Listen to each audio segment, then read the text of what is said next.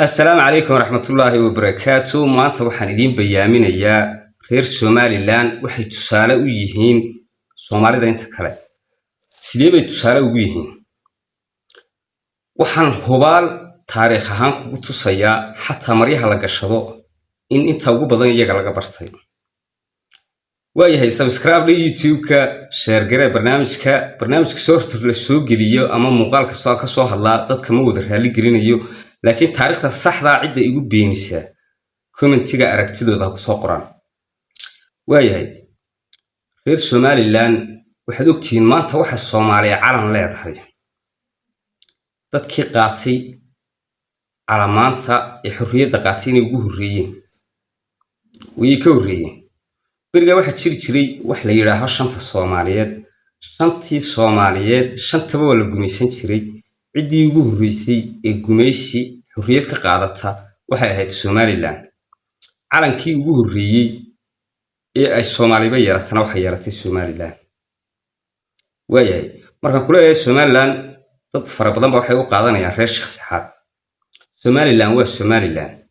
cid walbana way leedahay.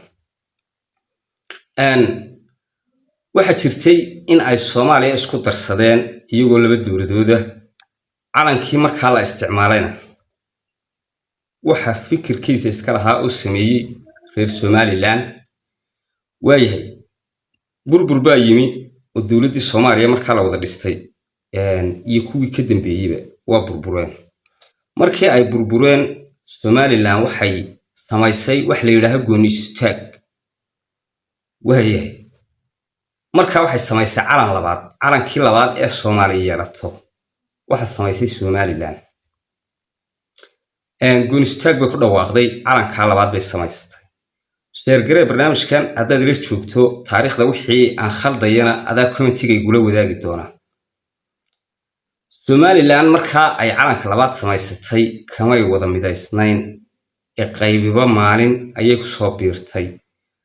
calanka labaad waa calanka maanta tawxiidka leh. inkastoo calan kale ka horreeyay oo SNM lahayd,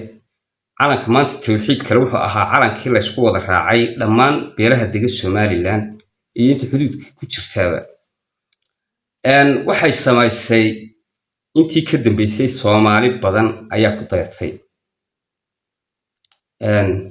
horta may halkaa waan kaa sheeka dhaafay calanka labaad Djibouti baa lahayd oo iyadoo aan Soomaali markaa magaceeda la bixin laakiin Djibouti la baxday. laakiin calanka labaad marka Soomaali la eegayo Soomaali waxa samaysay Somaliland. calankii labaad ee burburkii Soomaaliyeed ka dambeeyay waxa samaysay Puntland. bal haddaba waxa weeye reer Somaliland gooni istaag bay ku dhawaaqeen. Puntlandna maanta way sii xarxaaranaysaa. maanta 2025 ayay sii xarxaaranaysaa inay gooni istaag ku dhawaaqdo. waxa haddaba jira malaa maanta ilaa 42 calan meelaha oo yaa kala leh. way dhaafeen xataa xukuumado iyo maamullo way dhaafeen oo reer qabiil ayaa loo samaysta. waxa weeye haddaba sidaa ay maanta reerka ugu samaysteen reeru waayo. waxa jira dad iminka samaystay iyo dad muddo lahaa iyo dad weligoodba lahaa. waxa jira iminka calamaan fara badan oo 2020 wixii ka dambeeyay samaysmay. wixii ka horreeyayna ilaa 8 cala 9 calan meelahaas ay ahaayeen way soo tirkoobi doonaa. oo waa inta maamulada ogolayd ee doonaysay inay maamul samaysato. marka waxa weeye Somaliland markii ay gooni isu taagtayna mid uun bay ahayd welina waa midii. waxa jirta bariga Sool in jabhadi ka samaysatay oo calan samaysatay. calankaas oo ay laba calan waliba kasii kala dhigeen. waa harti oo warsangeli iyo dhulbahanta leh. Somaliland bay ka tirsan yihiin jabhadood mucaaradadeed ayay sameeyeen. dabeetana calan bay sameeyeen. calanka way ku heshiin waayeen. laba calan bay ka dhigeen. markaa waxaan fikrad guud ka siinayaa reerka la yiraahdo Daaro imisa calan buu leeyahay. marka ka bilowdo labadan ku sheegayo imisa calan buu leeyahay, imisa maamul buu doonayaa, imisa maxaa sheegayay iyaga laftooda maxay ka midaysan yihiin. halkaa hoos markaan ugu daadego waxa keliya horta daarood ka midaysan yahay waa qabiilnimo iyo inaan cid kale horumar gaadhin cid aan daarood ahayn inaanay hore u marin oo iyay doonayaan inaanay hore u marin soomaali kale waxba uma ogola waayahay daarood xagu degaa haddaba wuxuu degaa kenya wuxuu degaa etoobiya wuxuu degaa somaliland wuxuu degaa soomaaliya intaasoo meelood ayuu degaa markaa ereyga keliyahee aan uga socdaa waxa weeye sida wax loo doorto ama doorasho cod iyo qofa xaggee ugu horreysay lagu qabta markii koowaad iyo markii labaadba somaliland baa ugu horreysay waxaad ogtihiin doorashadii labaad ee cod iyo qofa yaa sameeyey puntland baa samaysay puntland horta iyada gebigeeduba governmentigeeda iyo maamulkeedu waxa weeye waa ka somaliland unbaa laga koobi gareeyey hadday wasaarada tahay haddii ay hay-adaha tahay haddii ay maxaa sheegayay wakaaladaha tahay haddii ay xitaa wasiirada tahay iyo sida la isugu dardarayo shaqooyinka ay qabanayaan imika waxaad maqashay wasaaradda macdintii biyahoo kale aanu berigii hore lahaan jirnay saasunbay u magacaabi jira waa ka bedelay sidii unbay uga bedeleen taasi iyadu waa taa qaabkii haddaba puntland way soo dhaaftay oo waayo waxaa loo yaqaanaa maamulka koowaad ee hooyada soomaaliyeed bal 2026 waxaa loo xaadxaadayaa doorasho cod iyo qofa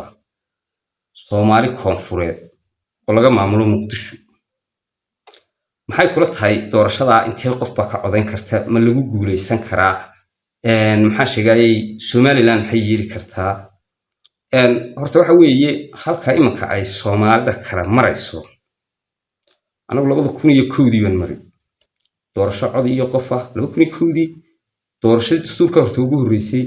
tii dastuurka loo codeeyey waxaa ku jirtay tii xisbiyada ururada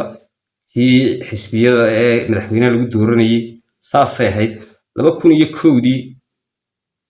iyo 2026 inta u dhaxayso garaysa 25 sano u dhaxaysa 25 sano kadib ayay dadka Soomaali koonfureed ee maanta la doonayo in ay marada ku dhigaan Somaliland 25 sano ka horreeyna horta marka hore cidda noogu soo dhow ee wax naga yar fahantaana waa reer Puntland hadday siyaasadda tahay iyo hadday maamulka tahay wax kastoo aanu samayno oo aanay Soomaali nagaga dayin ma jirto laakiin goorta ay nagaga daydaan waa goor aan anagu wax kale sii fahanay oo hore u sii soconay halkaa waxa weeye markii keliya ku dhex jira waxa weeye maanta doorasho cod iyo qofa Soomaaliya ay u fadhidaa maxaa ayaa lagu khiyaamaynayaa horta doorasho cod iyo qofa haddaad aragto siyaasad baa lagu kala badiyaa waana khiyaamo siyaasadeed daarood inta codayn karta ee maanta gudaha ku jirta horta ma yara laakiin laascaanood iyo inta yare ay mareexaan ku degaan inta laga codayn karaa horta waa inta sababta inta kale looga codayn waayo maxay tahay inta kale mid walba jaha loo dhaqaajinayaa mid walba waa laga xanaajinayaa mid waliba sidiisa doorashadan waxay ku ansaxdaa 200 oo qof hadday codayso oo lagu kala badiyo doorashadana way dhacdaa taaniga qoro Puntland baa idinku tusaale gobollo dhan aan laga codayn baa jirin laakiin looma joojin haddana waxaad arki doontaa maamul goboleedyo dhan oo aan laga codayn oo aan loo joojin waxaan oo isku qasa iyo xagga u socodka iyo socdaaladan iyo ninkan ogaadeen ee loo adeegsanayo inuu kaga xanaajiyo daaroodka inta kale iyo Somaliland iyadu hadaf kale ka duwan bay maanta raacaysaa waa sababta ay suuqiyo jaaqba ugu oran weyda Xamse Cabdi Barre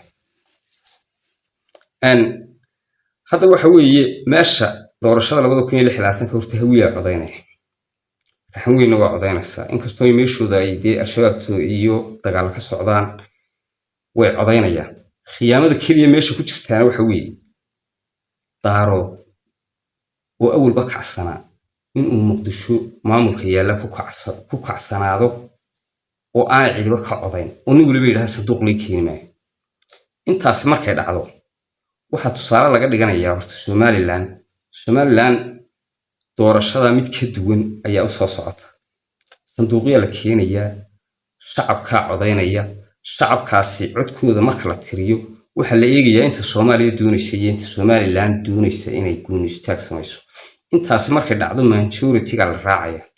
majority-guna waynu iska garanaynaa waxa weeye 6 gobol ee Somaliland maxaa ka codeeyay majority-gu muxuu noqday wixii gooni istaag raba haddii uu bato gooni istaagaasi waa mid halkaa yaala cid ku murmi kartaa ma jirto waanay iman doontaa waa arki doontaa dad baa ku mashquulsan laascaanood xamsaa yimi hadduu yimaadiyo haddaanu imanba laascaanood way codaynaysaa oo yaa codaynaya dhulbahanti dee codayn maayo wax dee adigu imanka dee maamulka ka qayba mooyaane wax maamulka khaatumo ka madax bannaan mooyaane maanta Somaliland jooga mooyaane degmooyinka sool waa intay xukuntaa xaggan waxa ugu soo xigta waradaad iyo higlo ilaa gaatamada sheegaan wixii xagga ka xiga waa sool xagga wixii guumeys ka sokeeya codka ka soo baxaya waa codkee walba Somaliland uga soo bixi jiray codkeeda intaas sabta ku filan ergaabana waa ku filan tahay inta ka soo baxaysa adigu codku hal qofna ha ahaadee haddii gobolka cod laga helo ama degmo laga helo waa cod gobol weeyaa iyadoo aan cidna lala hadlin waxa sifo sharciya loo marayaa aqoonsiga Somaliland Soomaaliyana markaa iyadu xilligaa waxay u xaarxaaranaysaa doorasho cod iyo qof inay shacabku doortaan oo dan laga leeyahay danta laga leeyahay maxay tahay waa in nin hawiya oo waliba Xasan Sheekh Maxamuud ay dib ugu soo noqdo xukunka waayo daarood gebigiisa oo dhan Puntland iyadu imika goonigoosada way xaarxaaranaysaa kuwa muxuu ahaayeen magaca muxuu ahaayeen Axmed Madoobe xukumo kuwaasina wadogtiin inaan Soomaaliya sanduuq wad sheegaysaa mas'uul Soomaaliya kamid ah inaan ka diginba ya soo haray gobolka Sool baa codaynaya iyo majeerteenka mareexaanka marka waxa weeye hore waxaad u ogeydeen in xitaa maryaha la gashado Soomaalida inta kale aanu barnay waxaana kugu cadaana dibenu sheegin markuu hurra lahaa waxaan ahay durriyadii duntiya shacabka idin baray shayga bila darmaanaha iyo duntiya shacabka idin baray waxba ka jira war subscribe leh hayga ilaawine oo share garay barnaamijka aragtidaada commentiga ka helo marka waxaan idin sheegayaa tusaale waxaan u nahay oo Ilaahay halkan Soomaali noo dhex keenay in ay wax badan oo dhaqankii diinta naga daydaan waxa kaloo jirta shacab markuu halkan yimi laftigiisu wuxuu siday arrimo loogu soo dhiibay geeskan Afrika oo maxaa ka mid ah diin maxaad ku cadaynaysaa ilade waxa weeye waqtiga anagu inaanu dad islaam ahayn oo ka sii qabno oo ummadii waliba ka soo jeeday Xuseyniyada Haashimiyada inaanu nahay wax kugu cadaynaysaa Sheekh Saad raggii uu dhalay Baltiriyo ma magacyo diimeed bay lahaayeen mise magacyo gaal wuxuu dhalay Ibrahim Sheekh Isxaaq Muuse Sheekh Isxaaq Maxamed Sheekh Isxaaq